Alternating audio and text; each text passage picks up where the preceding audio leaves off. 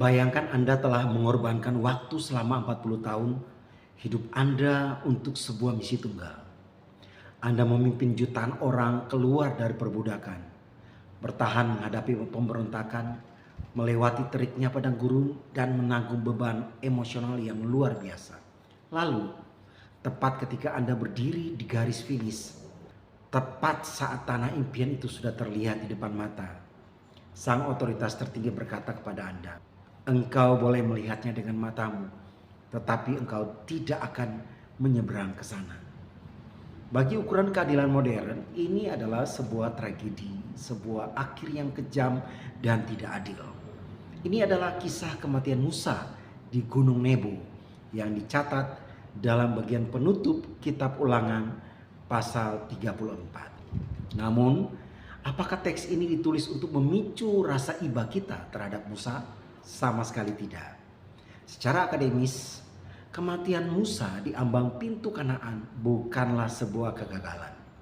Ini adalah sebuah proklamasi teologis yang sengaja diletakkan di akhir Taurat untuk mengajarkan sesuatu yang fundamental tentang batas kemanusiaan, esensi kepemimpinan, dan hakikat sebuah misi.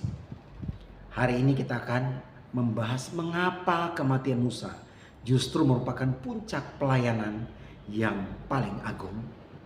Yang pertama, batas hukum dan keterbatasan manusia.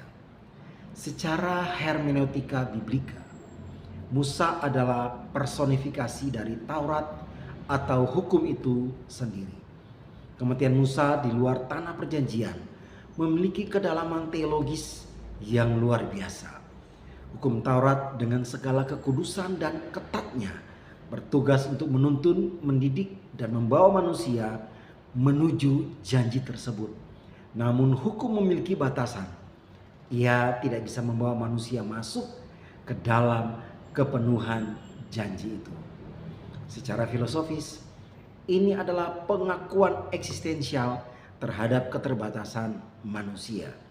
Musa, sang nabi terbesar, tetaplah seorang manusia yang tidak luput dari kesalahan.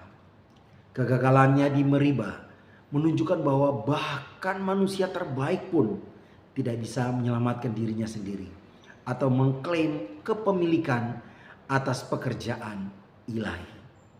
Kematian Musa di tanah Moab menekankan bahwa narasi besar ini bukanlah tentang kehebatan seorang tokoh bernama Musa, melainkan tentang kesetiaan entitas yang mengutusnya. Sejarah bergerak melampaui individu. Yang kedua, filosofi suksesi dan legasi yang hidup. Dalam Ulangan 34, kita melihat Musa menumpangkan tangan kepada Yosua, memenuhi Yosua dengan roh kebijaksanaan. Ini adalah sebuah konsep sosiopolitik kuno yang sangat maju atau keberlanjutan institusional.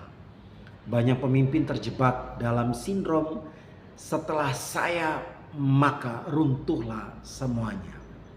Mereka mengidentifikasi institusi atau gerakan dengan diri mereka sendiri secara absolut. Musa menunjukkan antitesis dari hal ini. Keberhasilan sejati seorang pemimpin tidak diukur dari apakah ia sendiri yang akan memotong pita di garis finish, melainkan apakah ia berhasil mempersiapkan generasi penerus yang memiliki kapasitas untuk melangkah lebih jauh dari dirinya. Musa mati, tetapi visi dan hukum yang ia bawa tetap hidup dalam diri Yosua dan seluruh bangsa. Legasi sejati tidak ditulis di atas batu nisan, melainkan di dalam karakter generasi yang kita tinggalkan. Poin yang ketiga, demitologisasi pencegahan kultus individu. Ada satu detail kecil namun sangat provokatif dalam teks Ulangan. Dan tidak ada orang yang tahu kuburnya sampai hari ini. Mengapa Sang Pencipta sendiri menguburkan Musa secara rahasia? Secara sosiologis agama, ini adalah tindakan preventif yang radikal terhadap kultus individu atau penciptaan berhala baru. Manusia memiliki kecenderungan psikologis untuk mendewakan pahlawan mereka setelah kematian. Jika makam Musa diketahui, tempat itu berpotensi besar menjadi situs pemujaan, sebuah kuil baru yang akan mengalihkan fokus bangsa Israel dari esensi ajaran Musa kepada kultus fisik sang tokoh. Dengan menyembunyikan makamnya, teks Ulangan memaksa umat untuk mengingat kata-kata Musa, bukan menyembah jasadnya. Kebenaran harus berdiri di atas personifikasi manusia.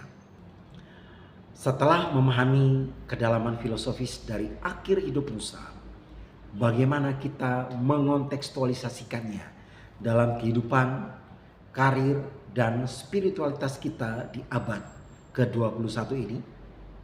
Ada 2 poin implementasi besar. Yang pertama, menguasai seni melepaskan. Banyak dari kita yang stres dan mengalami krisis eksistensial karena kita terobsesi untuk melihat hasil akhir dari setiap kerja keras kita.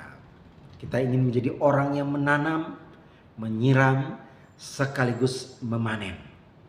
Kematian Musa mengajarkan kita untuk berdamai dengan kenyataan bahwa peran kita mungkin hanya sampai di ambang pintu. Menjadi bagian dari proses yang baik meskipun kita tidak mencicipi buah akhirnya secara langsung. Adalah sebuah kehormatan moral yang tinggi. Belajarlah untuk setia pada tugas Anda, lepaskan hasilnya. Yang kedua, membangun legasi, bukan monumen pribadi. Apakah fokus hidup kita saat ini adalah membangun makam yang megah dalam artian popularitas, nama besar, atau akumulasi aset atas nama ego kita sendiri? Ataukah kita sedang berinvestasi pada manusia, melatih penerus di tempat kerja, atau menanamkan nilai moral yang kuat bagi anak-anak kita? Pemimpin, orang tua, dan profesional yang hebat adalah mereka yang bekerja keras agar sistem atau nilai yang mereka bangun dapat berjalan dengan mandiri, bahkan ketika mereka sudah tidak ada lagi di dalam ruangan. Sahabat, kitab Ulangan ditutup bukan dengan sorak-sorai kemenangan di tanah Kanaan, melainkan dengan keheningan di atas Gunung Nebo.